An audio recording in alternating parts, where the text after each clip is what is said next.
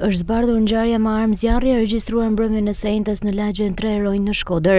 Policia ka arrestuar 2 persona ndërsa një i tretë është shpallur në kërkim për moskallëzim krimi.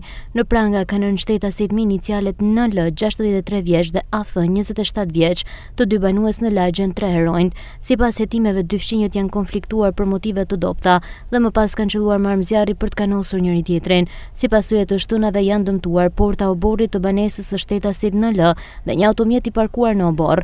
Gjatë kontrolleve të ushtruara nga policia në banesën e shtetasit me inicialet NL, u gjet dhe u sekuestruar një armë zjarri Kalashnikov, e dyshuar se është përdorur gjatë konfliktit, ndërsa në banesën e shtetasit AF u sekuestruar municion luftarak dhe 4 kallëp lëndë të dyshuar plasës e tritol. Në vijim të veprimeve procedurale, policia shpalli në kërkim edhe një 26 vjeçar me inicialet AF, i cili dyshohet se ka qenë i pranishëm gjatë konfliktit, por nuk e ka kallëzuar atë. Policia vion hetimet për dokumentimin e plotë të ngjarjes dhe kapjen e personit të shpallur në kërkim.